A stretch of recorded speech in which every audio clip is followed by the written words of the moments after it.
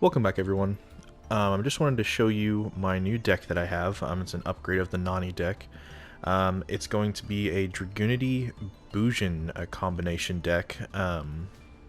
Just kind of combining two of my favorite archetypes. So first we have Dragunity Kaus.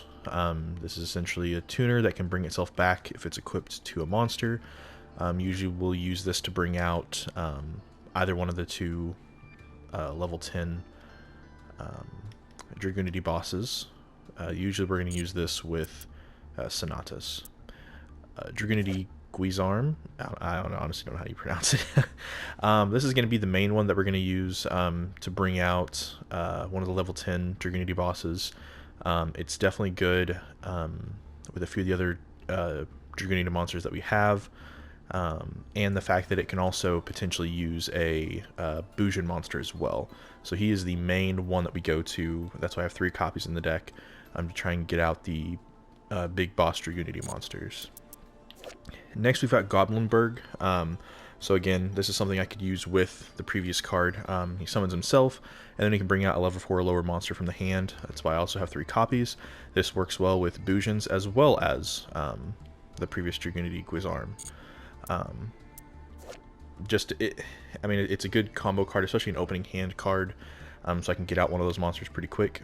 But yeah, for Bhujangi Quillin, just a face-up card destruction if it's in the graveyard. We've got Bhujangi Centipede, so this is a spell trap destruction once we can send it to the graveyard, which we've got cards that can do that. I've got 1 copy of Bujin Harume. She's good at special summoning herself, especially if there's a Bujin card in the graveyard, which is where Bujin cards like to be. So she's pretty easy to summon. If you draw her first turn, it's not necessarily a good thing.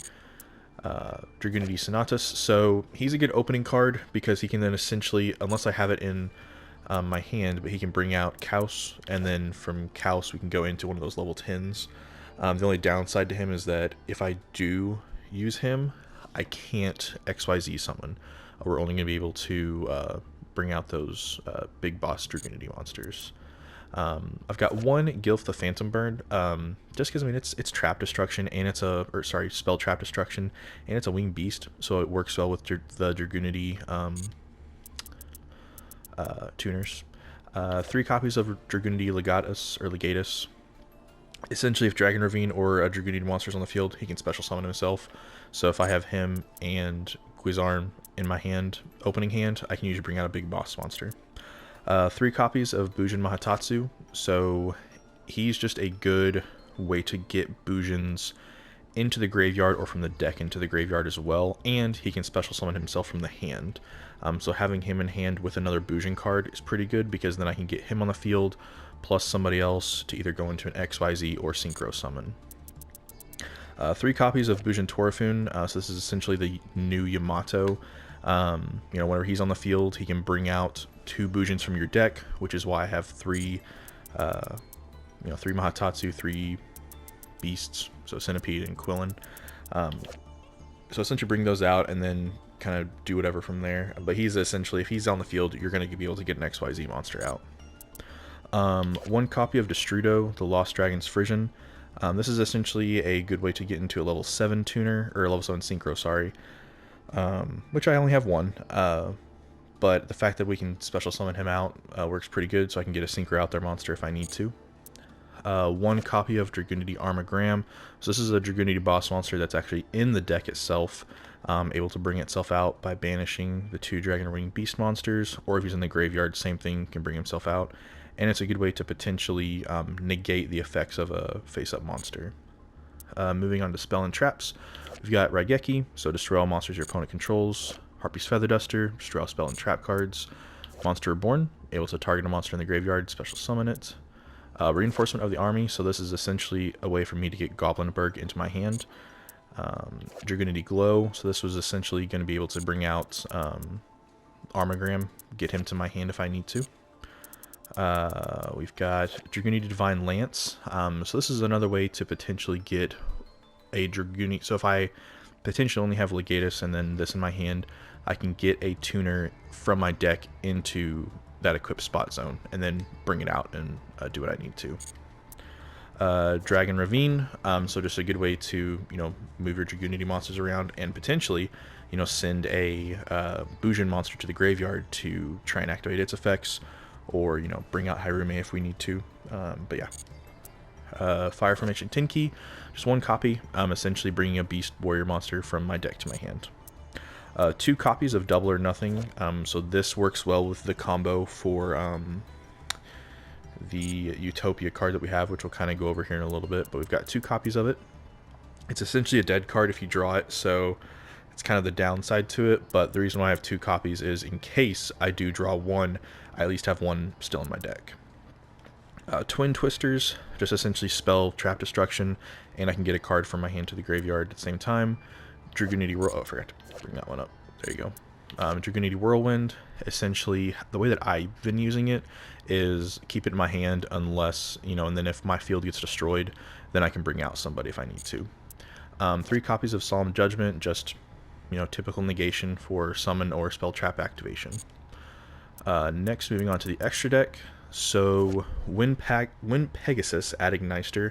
So this is what I'll usually use with Destrudo, or potentially if I've already got, the 10 Dragunity boss monster out there, I'll bring out this. So Wind Pegasus is spell trap destruction. You can do that each turn as well, so it's not just when it's summoned, which is really nice. And if I've got the other Igniter monster that I have in my hand extra deck, then I can destroy 2. But also it has a really good if it's destroyed or on the field. If another card is also destroyed, it can potentially banish itself and then target one card your component controls and shuffle it into the deck to remove it off the field. So Dragunity Knight Gorm Filebar. So this is the one that we go into most of the time with Guizarm, to then go into the level 10s. So I've only got one of him. 1 Dragunity Knight Barcha, or Barca, I don't know. But this is what we're going to use him for. He will usually be the one that I bring out with Kaus, and then go into one of the level 10s. So the level 10s, we've got Dragunity Knight Ascalon. So he is the one that can essentially remove your opponent's monsters as long as you can banish Dragunity monsters from your graveyard. And then Dragunity Knight, I think it's a Reed Bear. I honestly don't know. We'll call it a Reed Bear.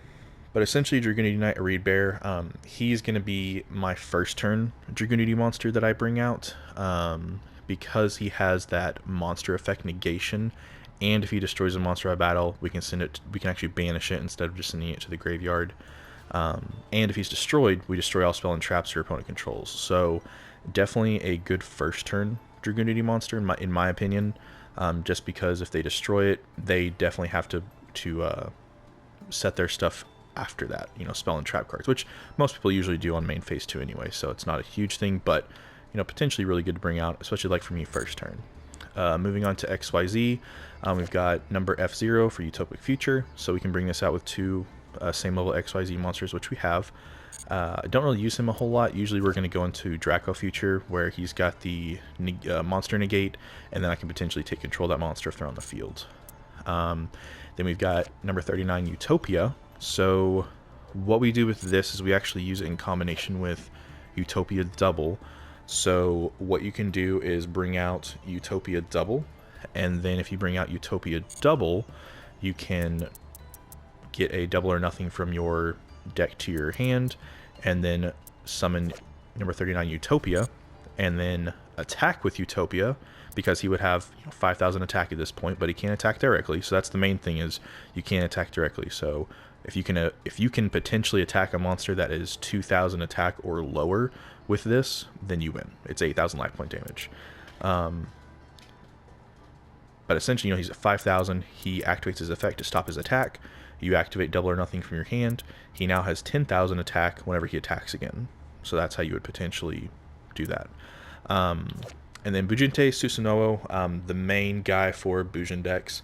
I only have one of him because, the deck I feel like is more Dragunity than Bujin, but I still want Bujinte Susanoo because he can bring out, essentially what I would try and do is bring out Hyrume, send a card from the from from one of his material to the graveyard, activate its effect potentially, and then potentially bring out Hyrume as well. And then Hyrume could bring itself onto the field. If I've got somebody else out there as well, we could go into a double XYZ, then into Draco Future. We've also got 2 copies of Salamangreat Blaze Dragon. So this is another one where if my starting hand is where I can only bring out a XYZ monster, I'm going to bring out Blaze Dragon, because if he's going to be destroyed by battle or card effect, I can detach a material from him. And if he has no materials during the battle phase, then I actually get to summon the other Salamangreat Blaze Dragon and destroy one of my opponent's cards, which is nice. So that's why I like him as a first turn kind of card if I've got no other option. We've also got Light Dragon Adigneister. So awesome effect that this has is that if card would be monster destroyed by a card effect, or just by card effect, then we can detach one material, and then boom, we actually get to save all their cards. So a good dark hole block, and potentially trap card effects, whatever. But also it is a monster destruction as well for a face-up monster if I detach one of its materials. And if I have the other Adigneister, then I could actually destroy up to 2 monsters, which is also nice. Then we've got Divine Arsenal, Zeus, typical board wipe. That's only got 1 copy. You can only have 1 copy.